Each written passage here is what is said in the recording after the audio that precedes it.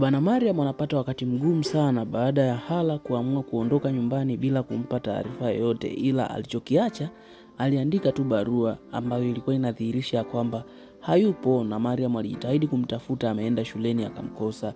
Lakini pia haikuishia hapo.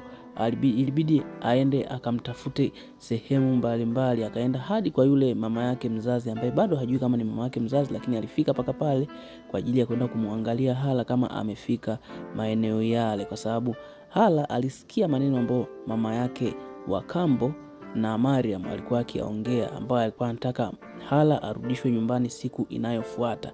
Kwa hiyo yeye hakutaka kusubiri siku inayofuata, ila hiyo siku inayofuata akaamua aondoke mwenyewe bila kutoa taarifa yoyote. Na mpango wa Hala haukuwa kwamba anatakiwa abaki pale pale Real, lakini alikuwa anataka aondoke kabisa, aende nje ya Real, arudi nyumbani kwao ambapo alikuwa anaishi zamani. Na kitu hicho alikifanya kweli, kwa sababu ilibidi aende paka kwenye kituo cha basi. Lakini baada ya kufika katika kituo cha basi akakutana na agenti mmoja, akamuuliza unasubiri polisi? Na baada ya kumwambia tu maneno yale, basi Hala alikimbia, hakutaka kabisa kubaki mahali pale, kwa sababu alijua ya kwamba inawezekana polisi wakaja wakamkamata na wakampeleka sehemu ambayo yeye alikuwa haitaki. Kwa hiyo alikuwa ana wasiwasi sana. Na huku kwa upande wa dada yake na Mariam, ambaye alikuwa hataki kabisa Mariam awe na mtoto kwa kipindi hichi, kwa sababu yeye ni mkubwa na ndo ameolewa tu, basi alikuwa ni mjamzito.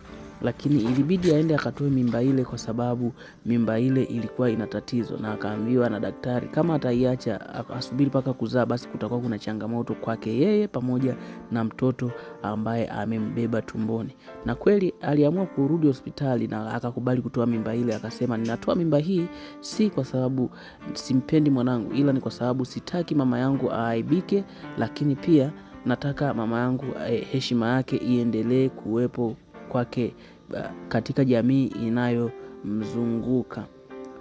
Kwa upande wa Mariam, amejitahidi, amemtafuta sana Hala na ikawa hajampata. Ilibidi amfuate mwandishi wa habari yule ambaye alimwambia akiwa na uhitaji wowote basi amfuate aende akaonane naye.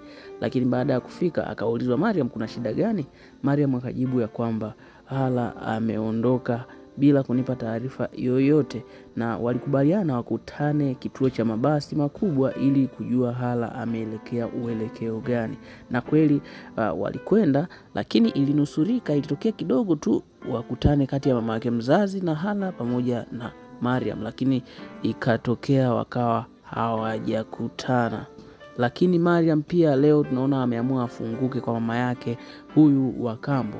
Alimwambia, mama yangu hakuwahi kuwa na roho mbaya kiasi hichi, wala hakuwahi kuwa na roho ngumu.